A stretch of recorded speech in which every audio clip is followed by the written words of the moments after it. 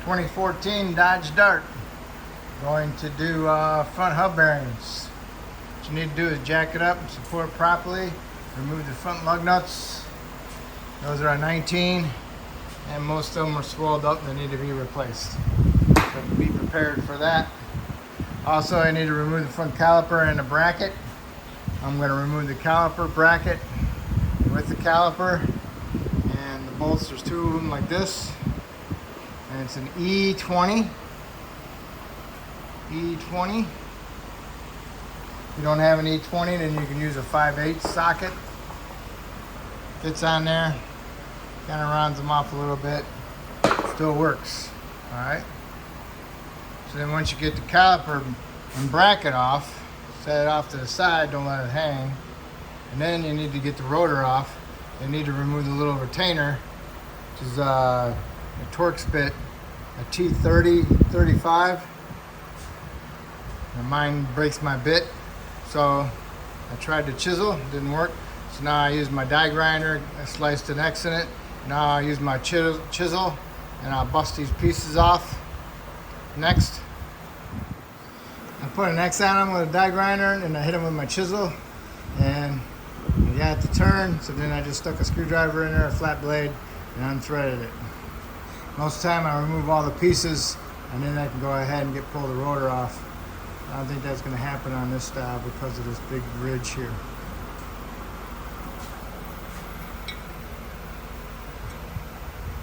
Alright, so now if your rotor is not loose, then you have to hit it smack it with a hammer, and it'll pop off. Make sure you put one of your lug nuts back on it to keep it from popping off and landing on your air hose or your foot.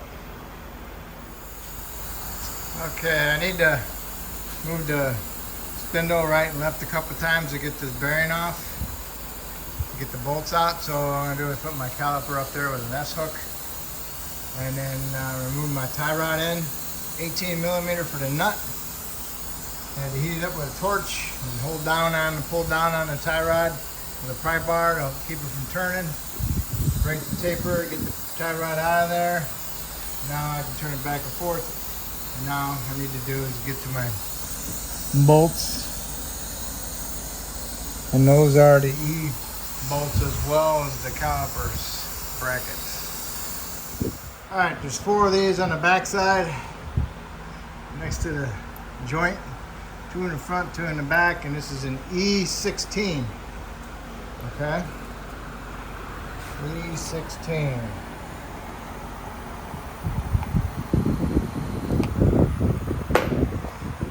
Four of them, got them out. Kind of stuck in there because of the corrosion. Alright, now you can go ahead and smack it with your hammer, but can't do that yet because I got to take this nut off on the outside. Forgot about that baby. Alright, the nut is a 36 millimeter. Next, we're going to find out if this is a good day or a bad day.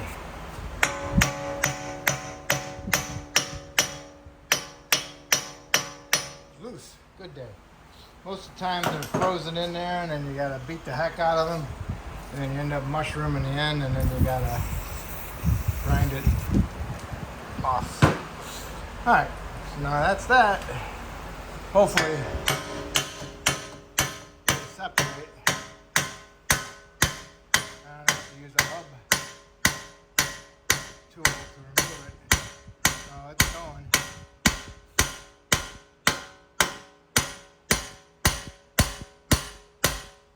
Get the idea. Alright, before you get too carried away, wheel speed sensor's right there. Just be careful you don't crack it off.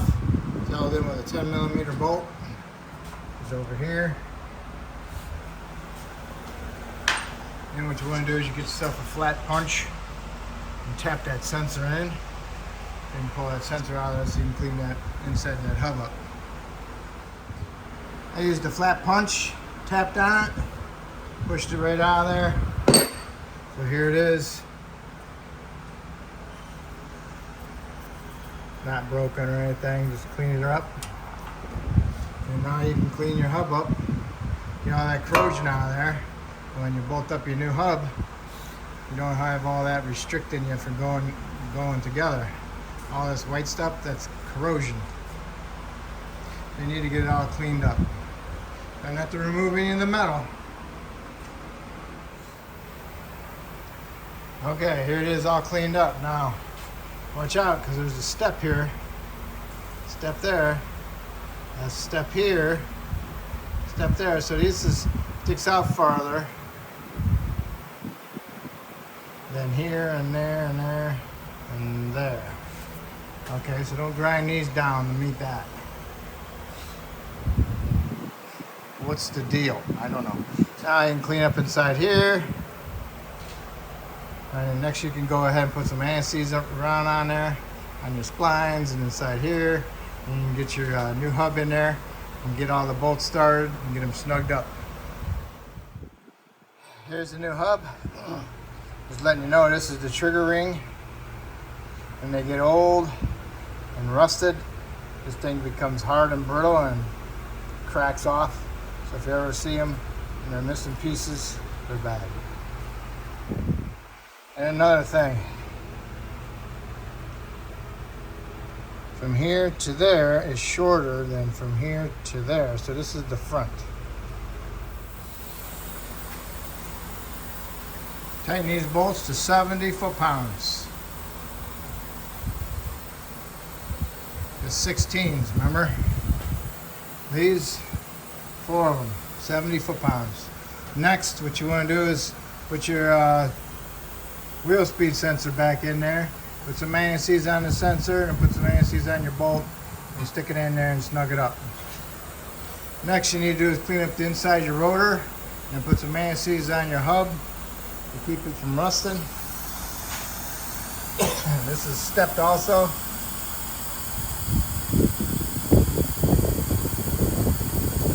Feels like it is.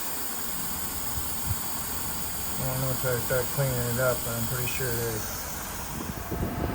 My mistake, the hub is stepped. I don't know what I was talking about. Heat's getting to me.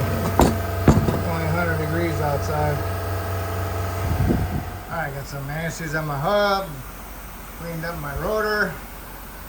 Get a lug nut ready. So when you put your rotor on, to help hold it on there. Okay, rotor's on there. Next you go ahead and put your caliper with the bracket on. Get your 2 bolts started and snugged up. Alright, caliper's on there. Get your bolts. Put some Loctite on the threads. Get them started.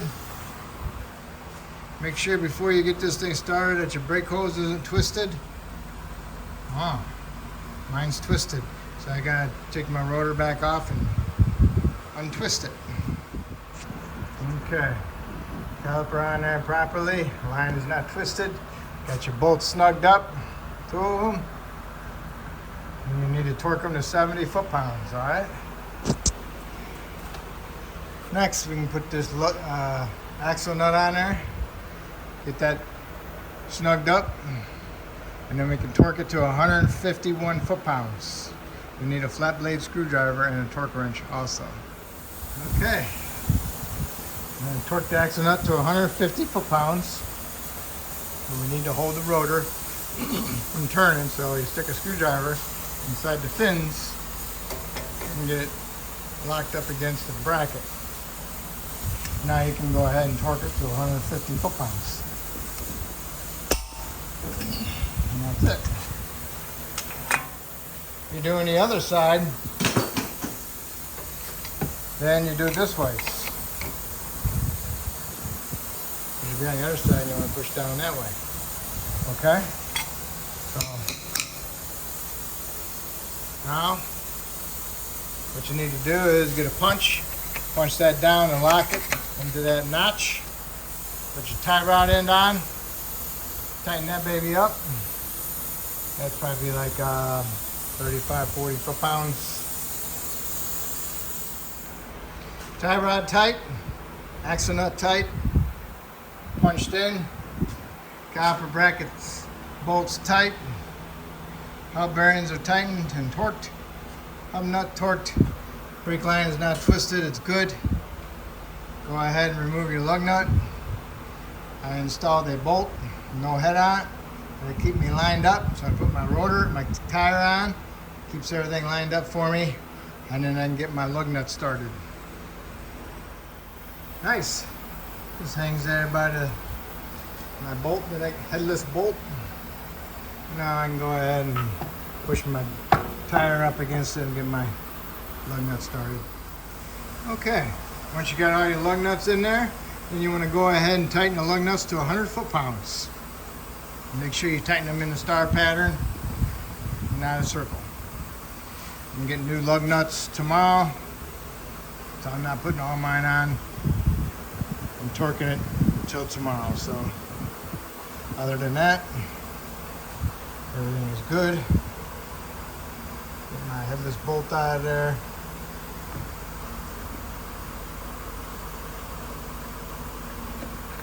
Voila. Okay. Alright, so if you're going to do the other side, go ahead and do the other side exactly the same, except it's on the other side. Alright. And hopefully I helped you out with this video, and hopefully it'll help me out by subscribing to me, and I appreciate it. And good luck!